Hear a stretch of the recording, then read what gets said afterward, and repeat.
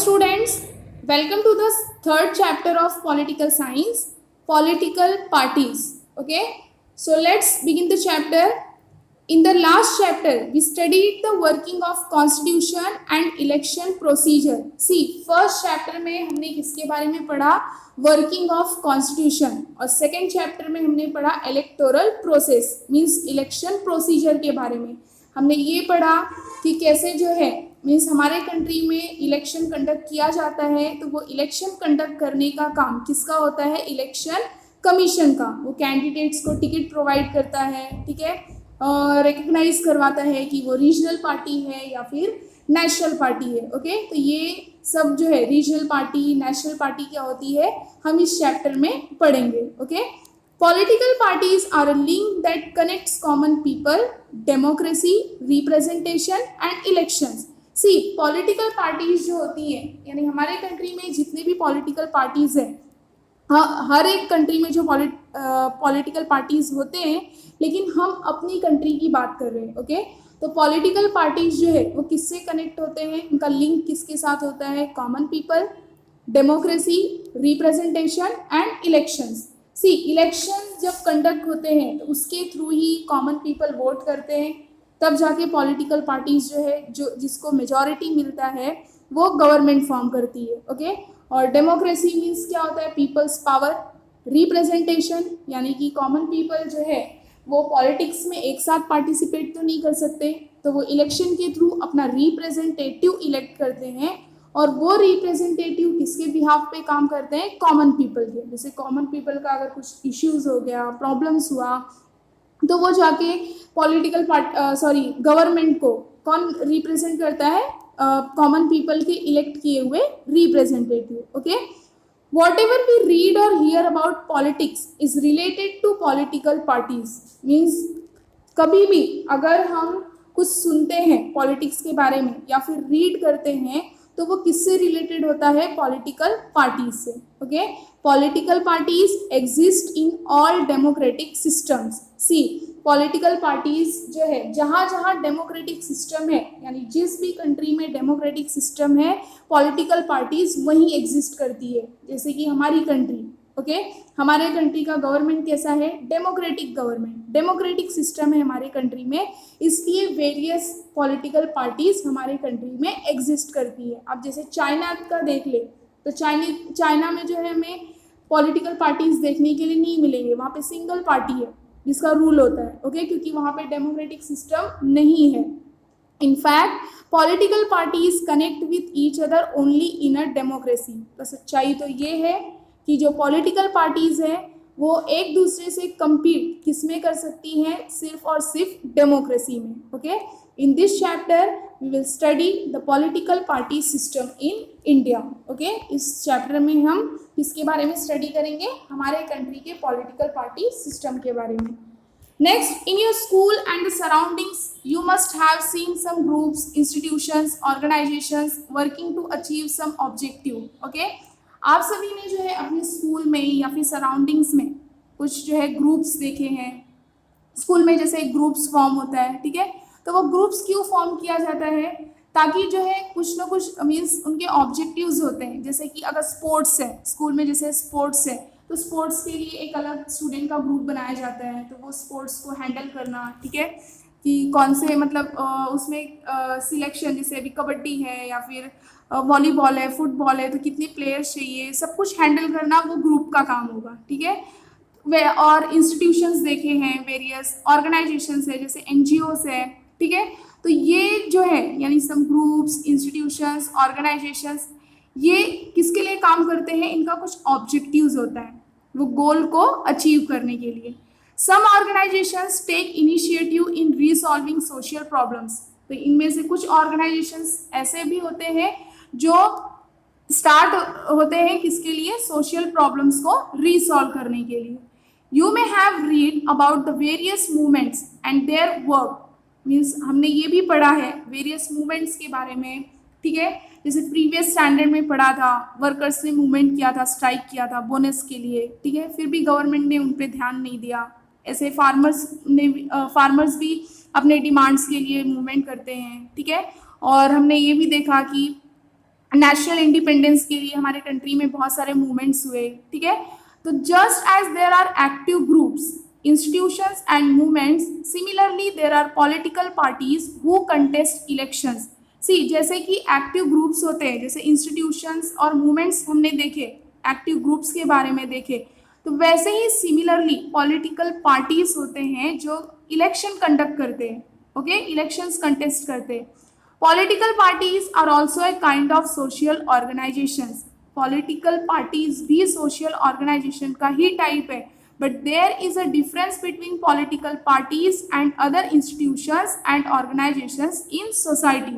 See, political parties भी society के welfare के लिए काम करती है, और जो अदर इंस्टीट्यूशन है और ऑर्गेनाइजेशन है लाइक एनजीओज, वो भी जो है सोशल वेलफेयर के लिए ही काम करते हैं, लेकिन उनके ओपिनियन में डिफरेंसेस है। अभी कैसे पॉलिटिकल पार्टीज जो है पावर पाने के लिए, ओके, पावर पाने के बाद जब उनके हाथ में सत्ता आ जाती है, पावर मिल जाता है, उनको मेजॉरिटी मिल जाती है इलेक्शन के थ्रू, तब वो गवर्नमेंट फॉर्म करते हैं, और गवर्नमेंट फॉर्म होने के बाद फिर वो सोसाइटी के वेलफेयर के लिए काम करते हैं। और जो अदर इंस्टीट्यूशन है, अदर ऑर्गेनाइजेशन है, वो उनको पावर नहीं पाना रहता है, ओके, उनको पावर नहीं हासिल करना रहता है, पावर अचीव नहीं करना रहता है, वो ऐसे ही जो है सोसाइटी के लिए काम करते हैं।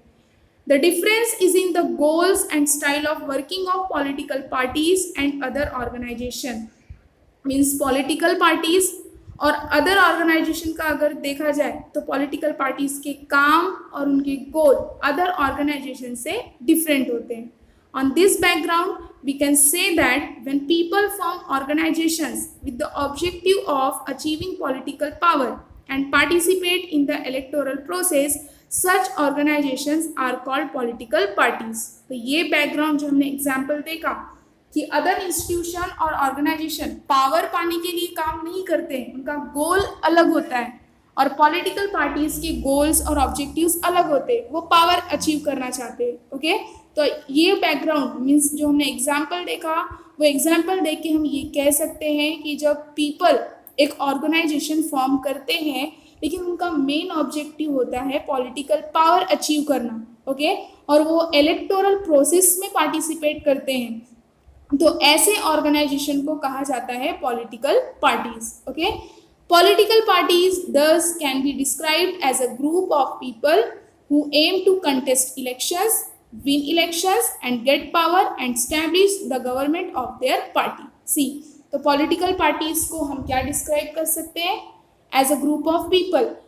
Means people ही जो है group of people he organization form करता है, और political parties भी क्या है? Is a kind of social organization.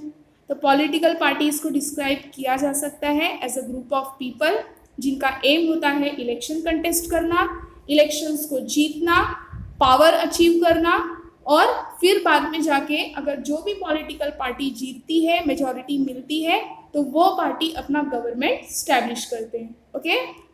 Next, following are some important characteristics of political parties.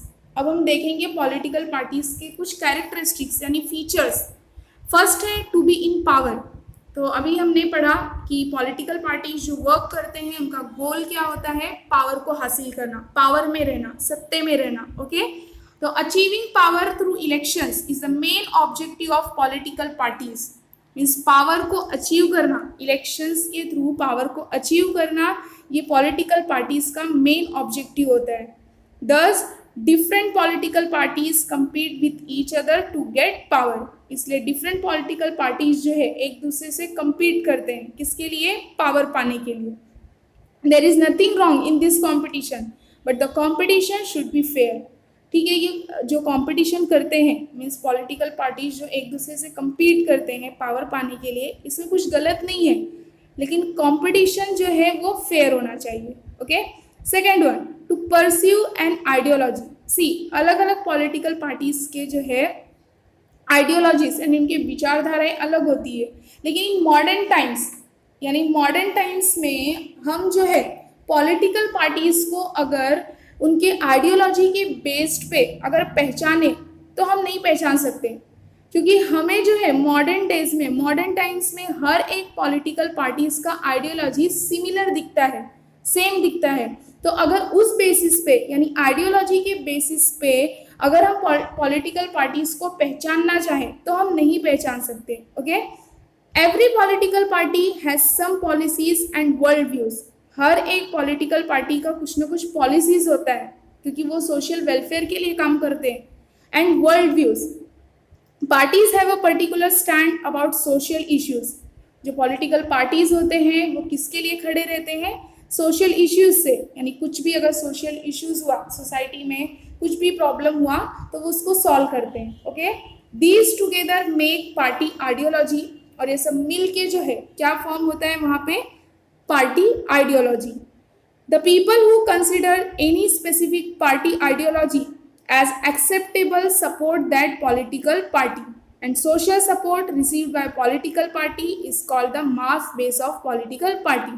See, अगर people ने सपोज किसी भी पॉलिटिकल पार्टी की आइडियोलॉजी को सपोर्ट किया, ठीक है, एक्सेप्ट किया, स्पेसिफिक पार्टी आइडियोलॉजी को एक्सेप्ट कर लिया अगर पीपल ने, तो इसका मतलब क्या हो रहा है कि वो उस पर्टिकुलर पॉलिटिकल पार्टी को सपोर्ट कर रही है.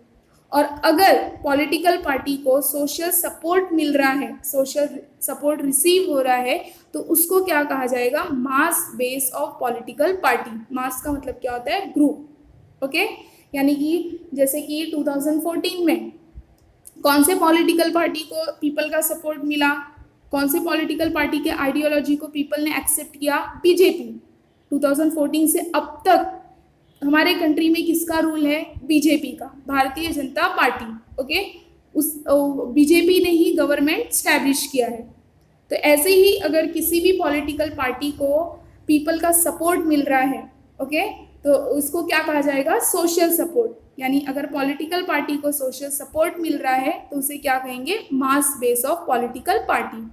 In modern days, ideologies of all political parties appear to be similar. Hence, it has become difficult to differentiate between the parties on the basis of ideologies. जो मैंने आप सभी को starting में बताया कि मॉडर्न डेज में हर एक पॉलिटिकल पार्टीज का आइडियोलॉजीज जो है सेम दिखाई देता है.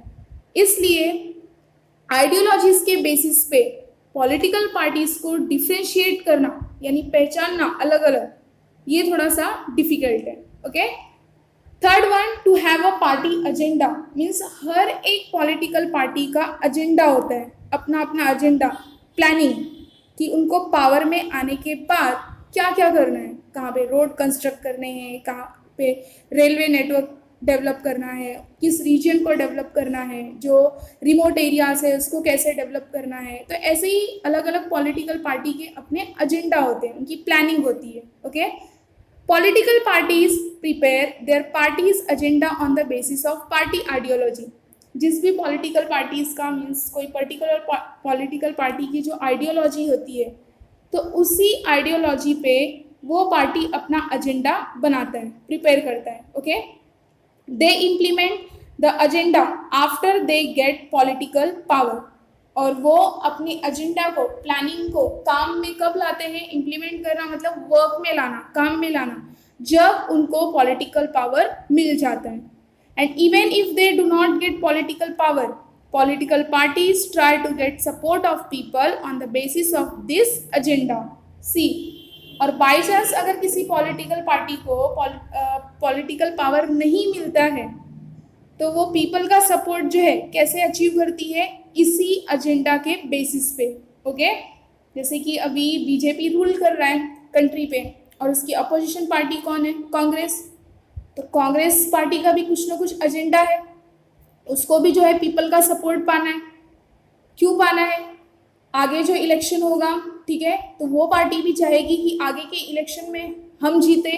ठीक है, तो पीपल के सपोर्ट अगर अभी जो फिलहाल है कांग्रेस को जो है पॉलिटिकल पावर नहीं मिला, ठीक है, लेकिन उसका कुछ एजेंडा है और उसी एजेंडा के बेसिस पे वो पीपल का सपोर्ट पाना चाहती है. ओके, अब सपोर्ट कैसे पाएगी कि वो भी जो है कॉमन पीपल के बारे में कुछ सोचेगी. और जो पार्टी अभी रूल कर रही है, जैसे बीजेपी रूल कर रही है, तो वो उसके पास जाएगी और बोलेगी कि नहीं, आप पीपल के लिए ऐसा करो, वैसा करो. ठीक है, नेक्स्ट है to establish a government. Political parties establish the government and govern the nation. The political party which gets majority in elections forms the government and the parties which do not get majority act as opposition party. See, government कौन establish करता है? कौन सी party? जिसको election में majority मिलता है। जिस पार्टी को इलेक्शन में मेजॉरिटी मिलता है वही पार्टी गवर्नमेंट फॉर्म करती है, गवर्नमेंट स्टैब्लिश करती है और नेशन को गवर्न करती है, यानी नेशन को रन करती है, चलाती है, ठीक है। और जिस पॉलिटिकल पार्टीज को मेजॉरिटी नहीं मिलता वो कैसा काम करती है? As a opposition parties.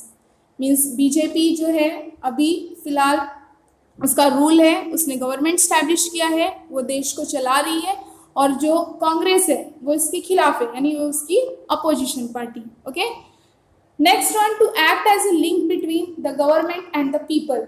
सी, जो पॉलिटिकल पार्टीज होते हैं वो गवर्नमेंट और पीपल के बीच में लिंक रखते हैं, ठीक है, कनेक्ट होते हैं। जैसे अगर पीपल का कुछ भी इश्यूज है, पीपल के कुछ डिमांड्स है, तो वो डिमांड्स जो है किसको बताएंगी? पॉलिटिकल पार्टीज को, और पॉलिटिकल पार्टीज उनके डिमांड्स को किस तक पहुंचाएंगे? गवर्नमेंट तक।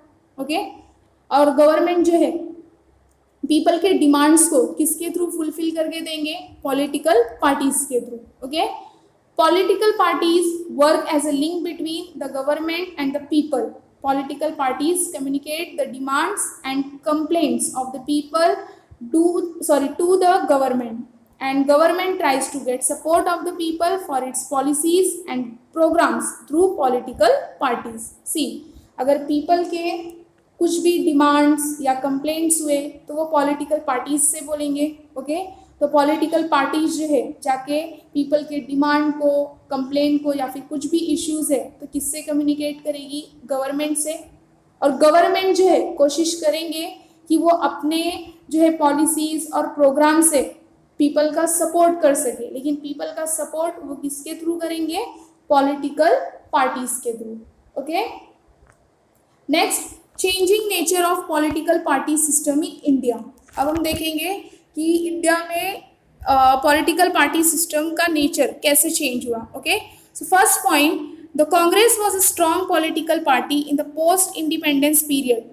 Congress had a majority at centre and in the most of the states.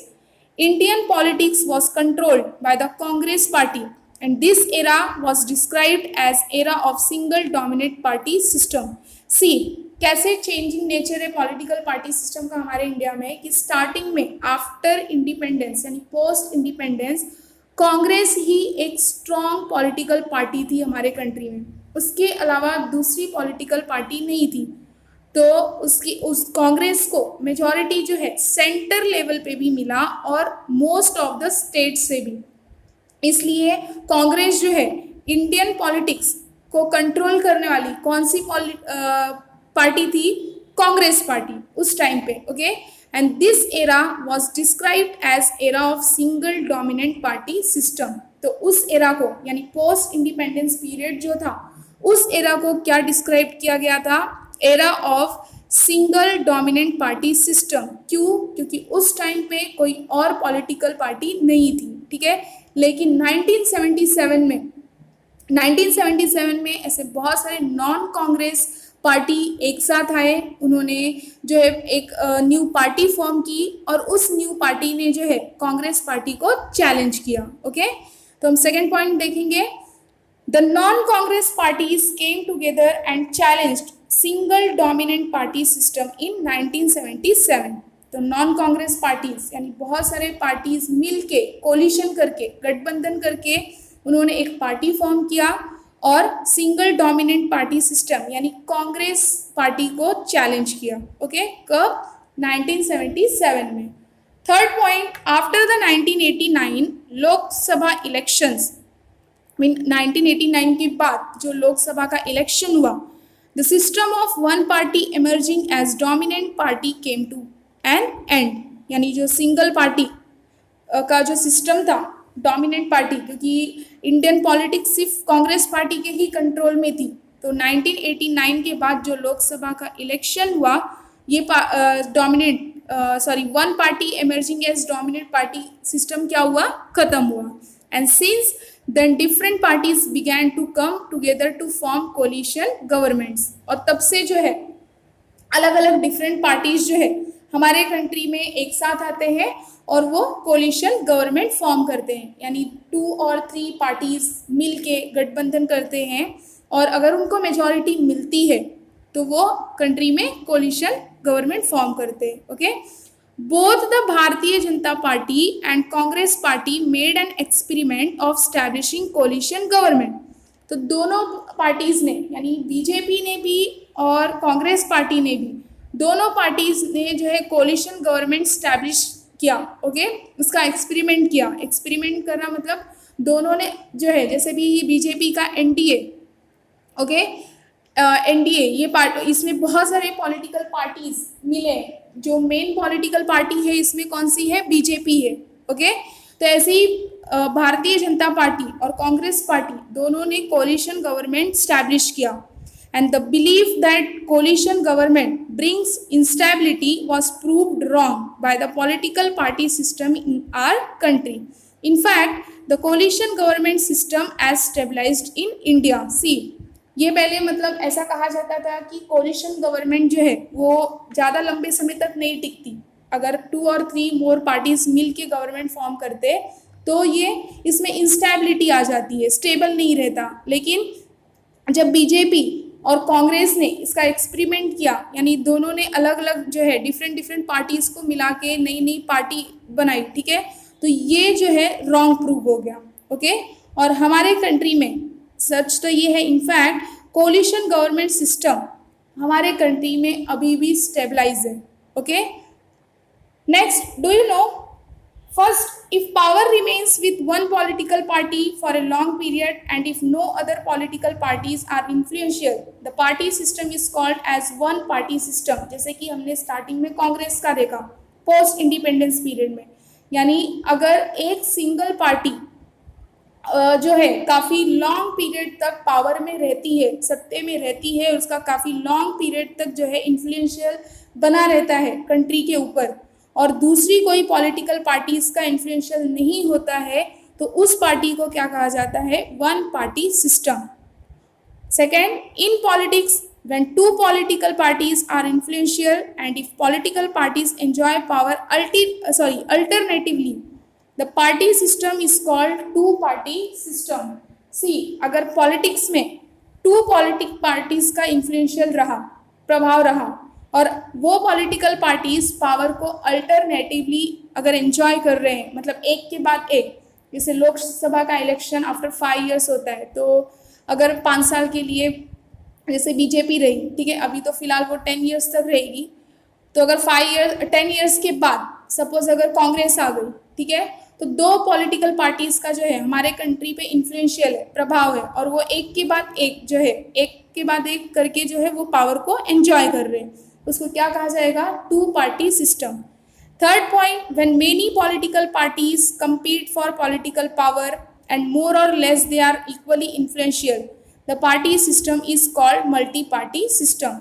और ऐसे ही अगर बहुत सारे पॉलिटिकल पार्टीज का जो है पॉलिटिकल पावर पाने के लिए वो compete कर रहे हैं और कम या ज़्यादा इक्वली इन्फ्लुएंशियल है जितने भी पॉलिटिकल पार्टीज हैं, तो उसको क्या कहा जाएगा? Multi party system. Okay, one party system means सिर्फ एक ही सिंगल पॉलिटिकल पार्टी का जो है इन्फ्लुएंशियल रहना।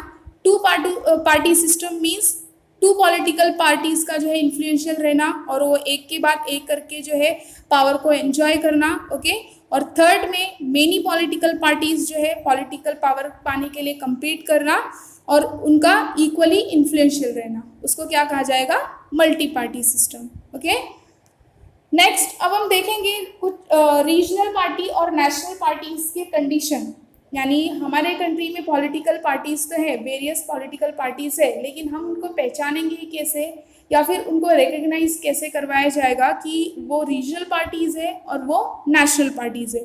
तो इलेक्शन कमीशन ने कुछ क्राइटेरिया रखा है, उनके सामने कुछ कंडीशंस रखे। ओके, तो फर्स्ट में हम पढ़ेंगे to get recognition as a regional party. पहला है कि अगर पॉलिटिकल पार्टीज को पहचान लेनी है एज अ रीजनल पार्टी तो उनके लिए कंडीशंस क्या है?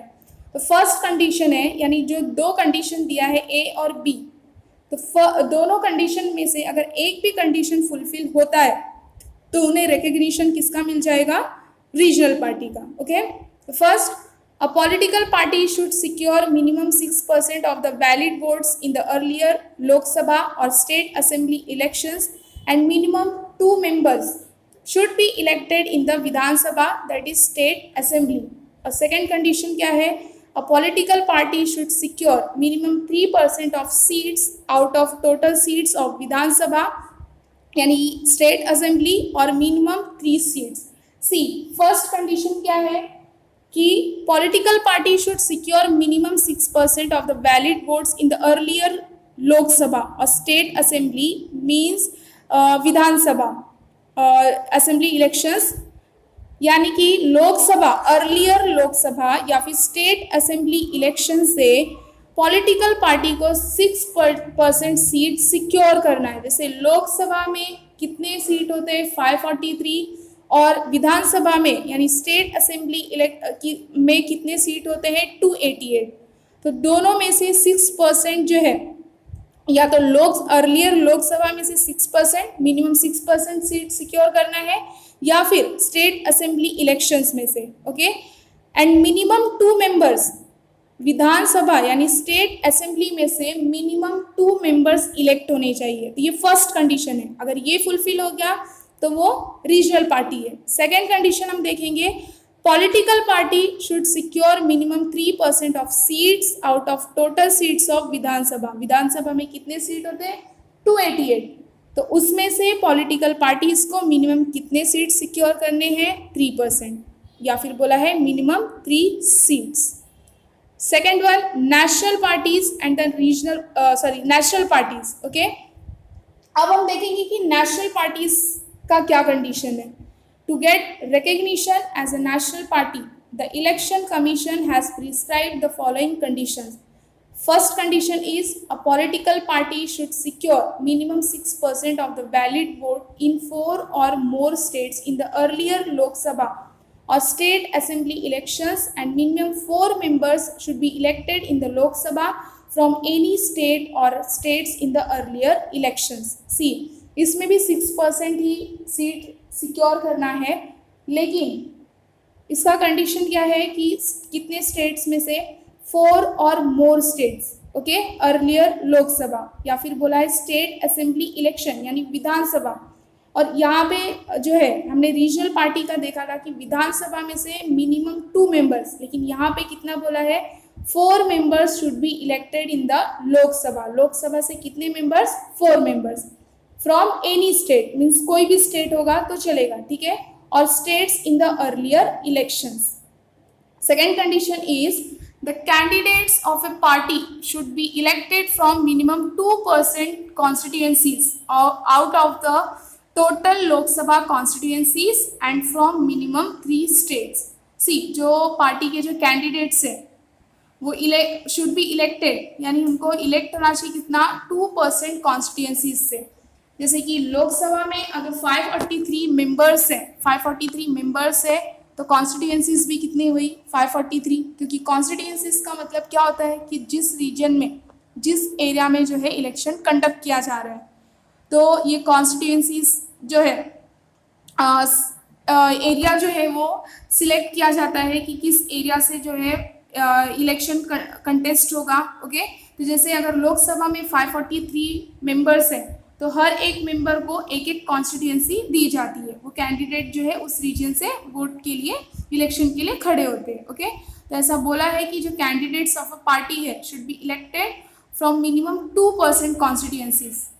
लोकसभा कॉन्स्टिट्यूंसीज से उनको 2% कॉन्स्टिट्यूंसीज से इलेक्ट होना है, यानी 543 कॉन्स्टिट्यूंसीज है तो उसमें से 2% कॉन्स्टिट्यूंसीज से अगर कैंडिडेट इलेक्ट हो रहे हैं, या फिर बोला है फ्रॉम मिनिमम 3 स्टेट्स, या फिर 3 स्टेट्स से अगर वो जीत रहे हैं, ठीक है, तो उसको क्या कहा जाएगा? National party. Okay, hope you understood this part. Thank you for watching this video.